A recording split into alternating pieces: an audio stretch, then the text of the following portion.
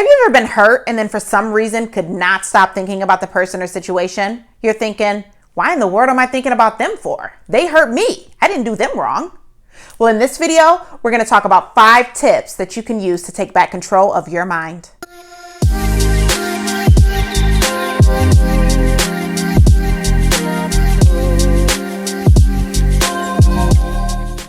Welcome back or welcome. My name is Ebony and I'm a therapist at Resilience Therapy. And on this channel, I post informative and therapeutic videos on real life topics. If this is something that interests you, make sure that you subscribe and don't forget to give this video a thumbs up. For purposes of this video, let's use the example of someone hurting you by switching up on you. They were someone that you thought was a good friend. Maybe you guys had some valued conversation. Maybe there was a level of comfort or trust exerted. And with that came expectations that are no longer being met. All of a sudden, they switched up on you. AKA wasn't responding to your texts or phone calls. When you did see them, maybe it was super awkward. Or maybe you even observed them avoiding particular places because you were there.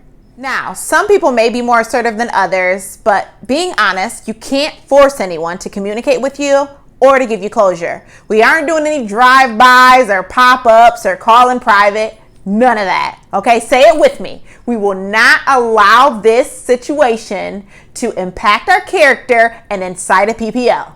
It's just not happening. So no, seriously, what can we do, right?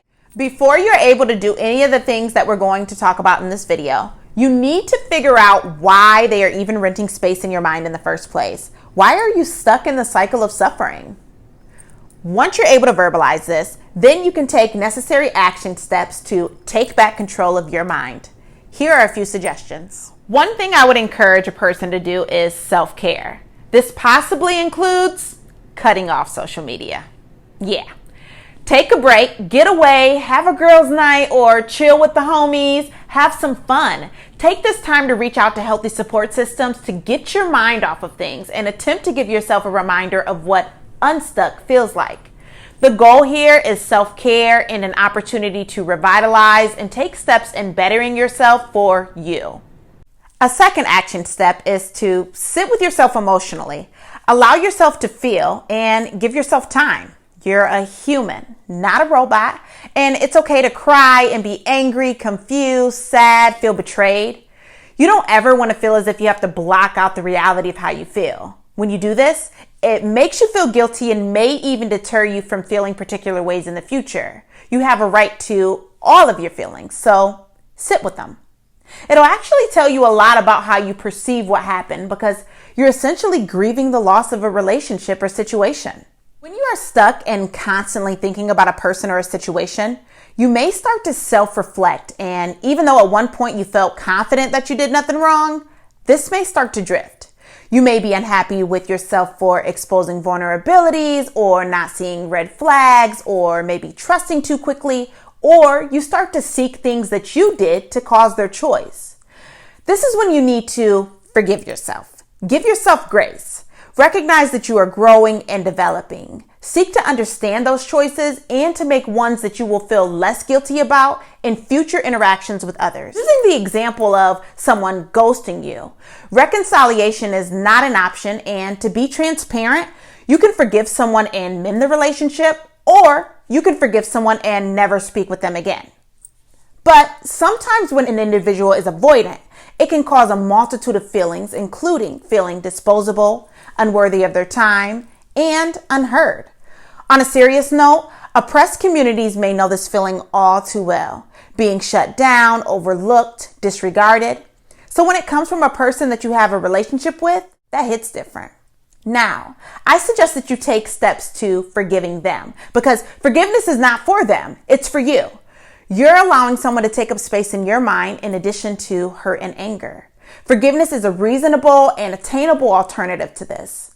Something you can do on the path of forgiveness is to look at why this situation is impersonal. There are things that you may not be aware of in regards to their story and why the way they maneuver the way that they do. There may be attachment issues or fears, learned behaviors, family norms, or even trauma connected to the choice that they made that caused you to feel pain. And when I say to seek why it may be impersonal, in no way are you making excuses for the behaviors. There are many misconceptions about forgiveness. Take a look at this list.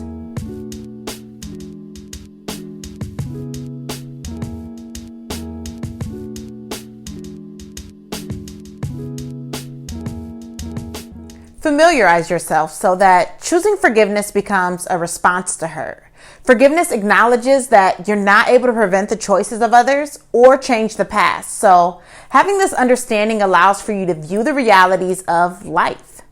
When you forgive someone, you are taking back your power and taking responsibility for your feelings. Now, I attempted to summarize, but there's so much more that goes into forgiveness. Too much to cover right now. But this is actually the master key to being unstuck. And there's a ton of research that explores why it's beneficial. Lastly, I encourage a project that allows for reflection and clarity. For example, breathing techniques when you begin to feel overwhelmed with emotions, or even writing a letter. In this letter, be completely vulnerable and honest on the situation, including what you believe you could have done better, your feelings, their choices, even good memories. Reflect on what value that relationship brought to your life or even to theirs. This letter is a piece of your journey, and seeing it as so allows for you to clarify and release every emotion you feel and why in a constructive way. You can choose to tear it up or keep it as a testimony of something you will overcome. These tips are very generalized, and I would encourage seeking a therapist or reaching out to your support system if you find that your daily functioning has deteriorated. Sharing your pain and discussing impactful situations helps you cope. It helps you put your feelings into words.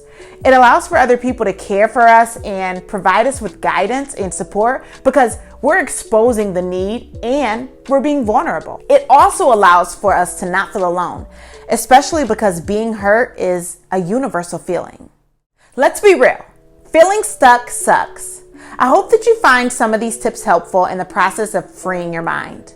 Make sure that you subscribe for my next video so that we can continue to strengthen your journey. And I'll see you next time.